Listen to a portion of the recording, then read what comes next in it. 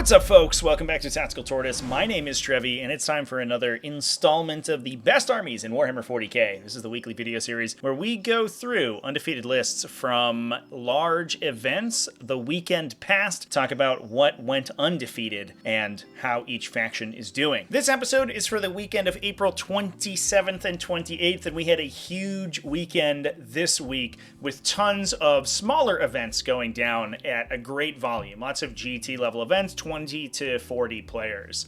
However, it is going to be the last hurrah of the current metagame since we saw the April 2024 data slate come out earlier this week. I have several videos about that I released this week if you want to hear more about that and which factions were heavily impacted. So we are kind of operating under the pall of the fact that these lists are a little bit outdated. Now, jumping into the metagame breakdown, we do see that Aeldari is back towards the top of the meta. They took down the Warzone Dice Goblin, as well as had undefeated results at the BGC League and Sarhammer GT. While we had a little bit of a reprieve from Space Marines last weekend, they are back in a big way. Blood Angels with 3 undefeated events at the War at the Westward GT, St. Louis Annual, as well as the Red Dragon GT.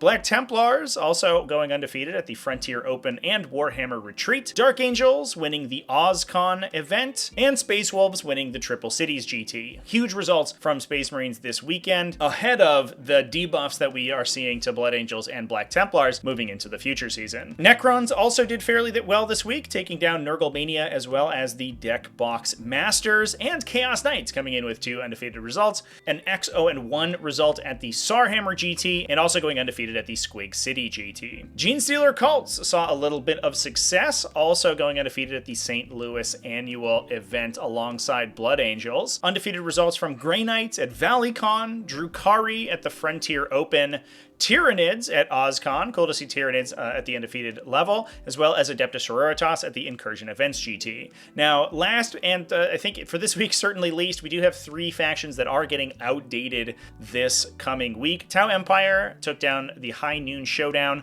Adeptus Custodes also going undefeated at the War at the Westward, and Orcs at Nurgle Mania. I won't be discussing these lists right now because they are about to entirely be redesigned with their new codex coming out or becoming legal next week, now that those have been brought into competitive legality with the Munitorum Field Manual earlier this week. Lists moving on to the future for those factions are probably going to be using entirely different detachments, unit selections, and everything. And with that, let's dive into some results, starting with Aeldari. Z Martin went undefeated with Aeldari this week at the Warzone Dice Goblin event. Z was running a Farseer Skyrunner with the Phoenix Gem, Yvraine unlocking a bunch of Drukhari allies thanks to the Ynnari allies rules. She was the warlord in this list, so was able to take those, alongside 2 units of Storm Guardians. We had 2 Wave Serpents as well, alongside several Aspect Warriors and utility units. A unit of Dark Reapers to add a little bit of indirect fire, 2 units of Rangers, a unit of Swooping Hawks, and 2 D-Cannon support weapon platforms to add some short-range indirect fire as well. Now, on top of that, we basically had an entire Drukhari army full of Ynnari allies. That included a 5-model Incubi unit using Drazhar to give them +1 to wound. We had a 10-model Witch Squad that was being joined by Lilith Hasperax, alongside 3 units of Reavers as utility, 2 units of Scourges to add a little bit of anti-tank shooting to the army, alongside a Venom to bring one of those units along with, either the Incubi or half of the Witch Squad thanks to its Combat Squad ability. It's been a little while since we've seen a truly Ynnari list on the table, and it is cool to see. The Drukhari elements of these Ynnari lists get most of the benefits of the Battle Host detachment that Aeldari has to be taking right now. So while they lose the benefits of something like Sky Splinter Assault that they would have in Drukhari proper, they do get access to the Aeldari stratagems as well as the floating reroll that Battle Host normally gives you. While they can't get access to Fate Dice, because Fate Dice have been debuffed last season, you aren't really relying on them quite as heavily as you were in the past. So being able to use the higher attack efficiency units out of Drukhari rather than the slightly more expensive versions in the Aeldari Codex is a small price to pay, just losing those Fate Dice in order to get access to those. Super cool list. Interesting to see these Ynnari lists on the table, and nice to see it go undefeated. Now that moves us on to the first of our Space Marine factions, Aiden Brocklehurst at War at the Westward, going undefeated with Sun tons of Sanguinius and Blood Angels. This list was running Lamartes, the Sanguinor, a captain with jump pack using Artisan of War, 1 chaplain, and 2 jump pack Sanguinary Priests. We then had 2 units of Assault Intercessors with jump packs, 1 of 10 and 1 of 5, alongside a 5 model ground pounding Assault Intercessor squad. We then had 2 units of 10 Death Company Marines, 1 with jump packs, 1 without, for Lamartes, and the ground pounding chaplain to embark into respectively, plus another unit of jump pack Death Company Marines, an infiltrator squad to protect against deep strikes alongside a scout squad, as well as a big unit of 10 Vanguard veterans. That's a good place for the jump pack captain to jump into. He gives +1 strength on the charge. Vanguard veterans already being strength 5 means that the captain's +1 strength, in addition to the 2 strength that you get from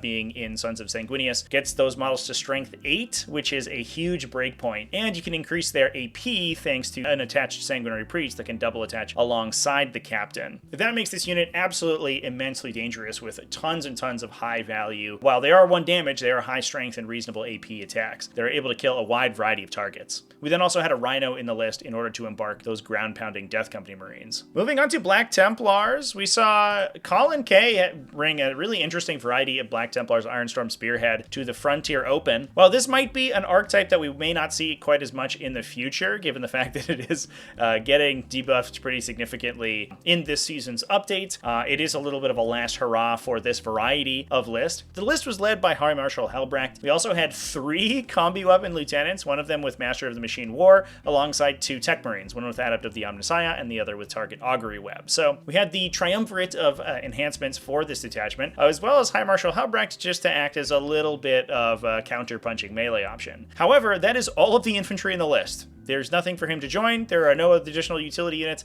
We are using the combi weapon lieutenants themselves to hold down objectives and to act as utility. Everything else in the list is a vehicle, so all of it's going to benefit from the vehicle synergies that Ironstorm Spearhead brings. That includes 4 Repulsor Executioners, 3 base Repulsor Executioners plus 1 Black Templars variety, as well as 2 Gladiator Lancers, not Black Templars versions, just the regular one, and 1 Land Raider Redeemer. This list is absolutely nuts.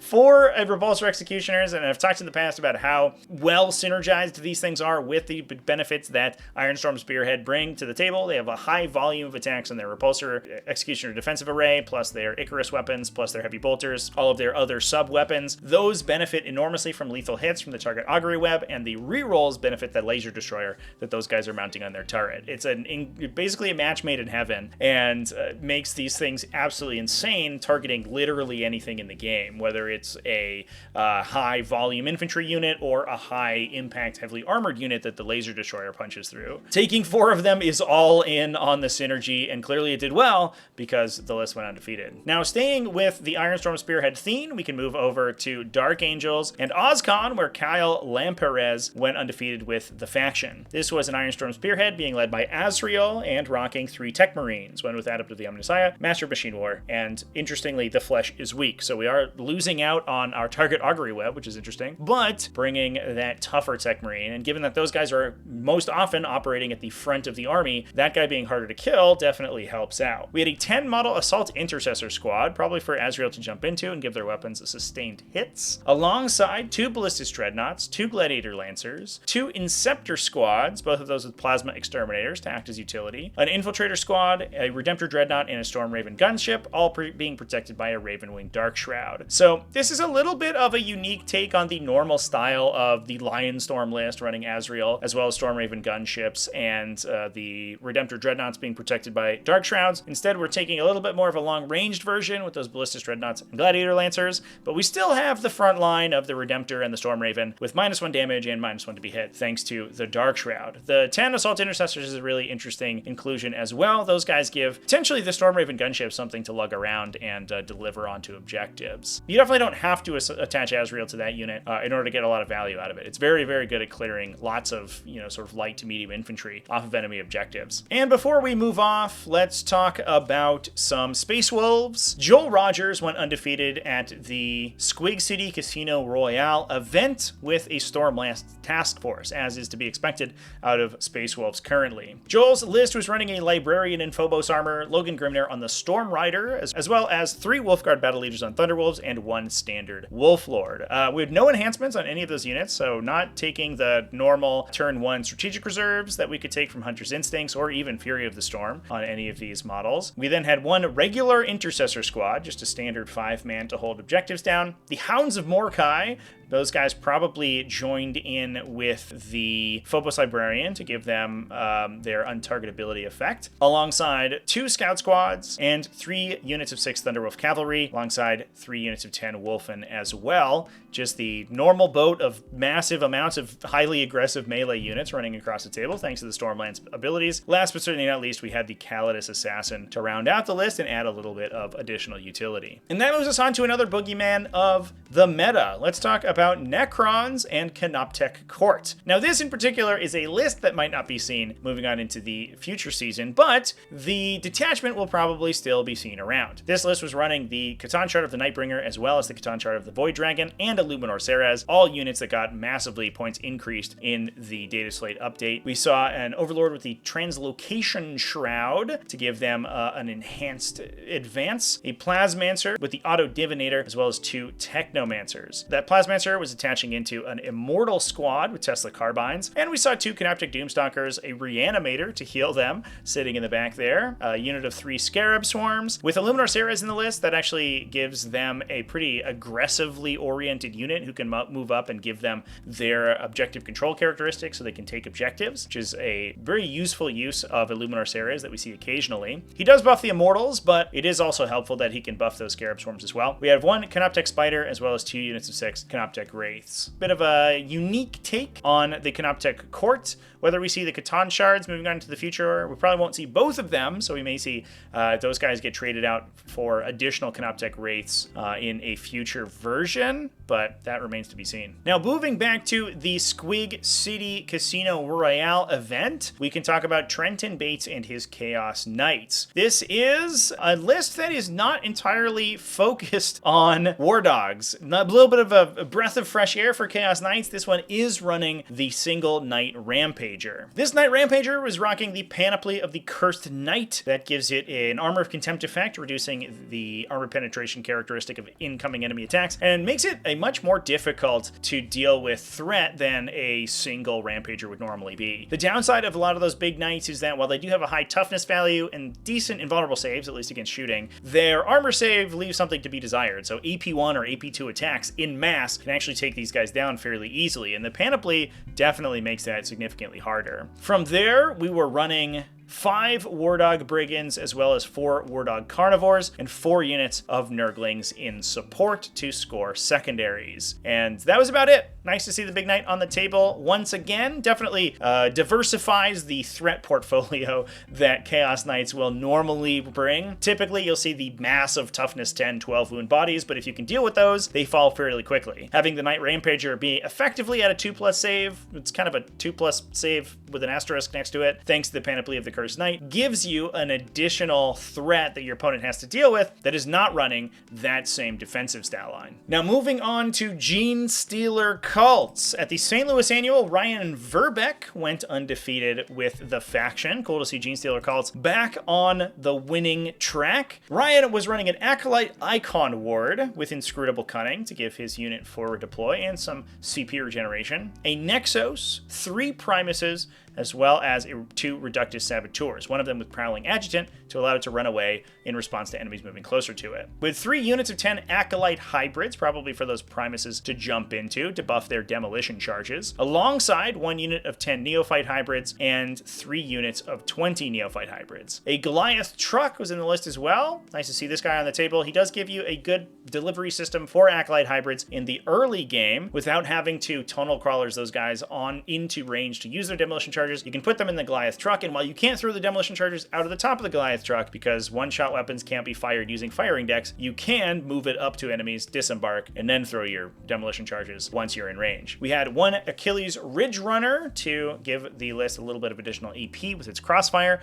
alongside 2 allied units of Catachan Jungle Fighters coming out of Brood Brothers. It gives the list a little bit of natural scouting, and so we do have the Inscrutable Cunning from the Acolyte Icon Ward to allow it to attach to a unit and forward deploy those guys to prevent prevent enemy infiltrators from getting in the way and screening out your drops on future turns, the scouts also assist that. And as long as you're screening out that stuff in the midboard, those scouting Kadach and Jungle Fighter units are going to be able to take that board space and create spaces for the Genestealer Cultists themselves to deep strike into on the future turns. Moving on from there, we have Grey Knights, who went undefeated, piloted by Matt von Wischk at the ValleyCon GT. The list Matt was running was led by Brother Captain Stern, as well as 3 Brotherhood Tech Marines, one of them with Inescapable Wrath, one of them with the Domina Liber Demonica to buff its melee attacks, and a Grandmaster with the Sigil of Exogens. Brother Captain Stern is a cool inclusion that we haven't seen too much from Grey Knights recently. He gives you a very resilient body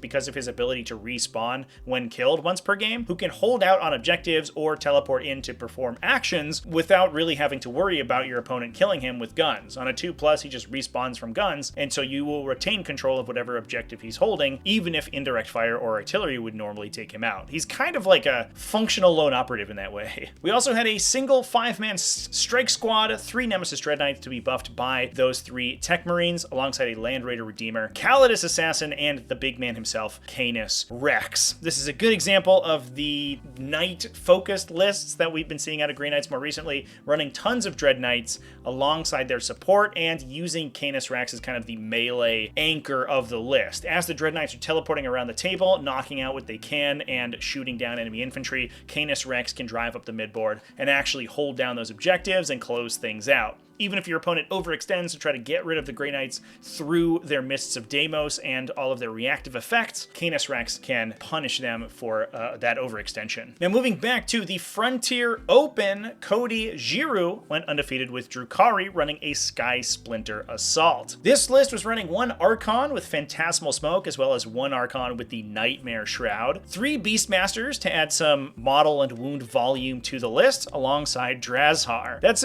been an evolution of the Sky Splinter we've been seeing more often, despite the fact that Drazhar isn't really particularly synergistic with the Sky Splinter Assault abilities, giving +1 to wound to a unit that already gets +1 to wound. Oftentimes he's good enough by himself to just be taking him as a beat stick. We then have a Court of the Archon alongside 2 units of Incubi, 1 of 10 and 1 of 5. 1 unit of 10 Cabalite Warriors that can attach alongside one of the Archons and the Court of the Archon that's also in the list. 2 units of Mandrakes and 2 units of Scourges to act both as some fire support and as some utility, alongside 2 Talos to be a little bit of a late game punch. We then had a bunch of transports, 2 Raiders and a Tantalus. And we've seen the Tantalus comboed in with the Sky Splinter Assault fairly often. It itself has a bunch of 2 damage attacks and can embark the entirety of the Court of the Archon Cabalite Warrior unit. Those guys with the Phantasmal Smoke can disembark from that transport. They get the benefit of cover and stealth while wholly within 6 inches of it, giving them a little bit more resilience, and they can then, for 1 pain token, get full hit and wound rerolls for the entirety of that unit. That's all of the Court of the Archon units, all of the Cabalite Warriors, and the Archon himself. That's a huge amount of firepower and a ton of OC that this Tantalus can deliver, and it itself is a pretty reasonable shooting threat as well. Super cool list, and it's really cool to see the Tantalus and the Sky Splinter ranged combos doing well in the metagame. This faction didn't really get touched whatsoever with the new Munitorum Field Manual, so it's likely that we'll see lists like these moving on into the future. Now we have just a couple lists left, and let's talk about some buggy boys, some Tyranids. Caleb Boder at the OzCon GT went undefeated with an Invasion Fleet list. Caleb was running Death Leaper, Old One-Eye, a Hive Tyrant with Adaptive Biology to give it a Feel No Pain, alongside a Neuro Tyrant. That was being backed up by 3 units of Gargoyles, a single Biovore, 2 Neurolictors, 2 Pyrovores, 2 Exocrines, 2 Maleceptors, and 2 Carnifexes in 1 unit for Old One-Eye to attach into. Those Carnifexes were running all ranged attacks, Bioplasma, Death Spitters, and Spine Banks, giving them a lot of additional shooting that Old One-Eye can buff up, and in turn, they can allow him to benefit from his leadership ability so he can get rerolls to hit in melee. And that's all backing up a lot of the additional ranged firepower that this list is able to put out, with the 2 Exocrines, the 2 Maleceptors being buffed by the Pyrovores to ignore cover on people, and the Hive Tyrant giving all of those assault weapons. Now, unfortunately for this list, it is only rocking Gargoyles, as the units that got points cuts in the Munitorum Field Manual. So this list actually will have to cut some points, which is a little unfortunate for it. Maybe in exchange for some units like Zoanthropes that could bring some anti-tank shooting to the list. Obviously, this version has been doing fairly well recently. Over the last 2 months or so, this has probably been the most effective version of Tyranids that we have seen. This invasion fleet running Old One Eye and the Carnifex Brick, backing it up with all of the other monsters that Tyranids have available to them, but this one might have to change slightly to make room for those new points debuffs. And with that, let's move on to the final list of the weekend. Rob LeBeau going undefeated at the Incursion Events GT using Adepta Sororitas. It's a faction that did change quite a bit, with units like Arcoflagellants and Crusaders all getting points nerfs. This list in particular is running Morven Vol with her brick of Paragon Warsuits, a Palatine with the Blade of St. Eleanor, 2 Immolators, and 2 Sororitas Rhinos, alongside 2 units of 10 Arcoflagellants, 1 Castigator, 2 units of 2 Crusaders, 1, interestingly, 10 model Dominion Squad with 4 Meltaguns. I love the Dominion Squad, and I'm surprised I don't see it as much as I do. They have Scout baked in, and especially alongside Immolators, they can split that between multiple transports by embarking using the Combat Squad ability into several transports.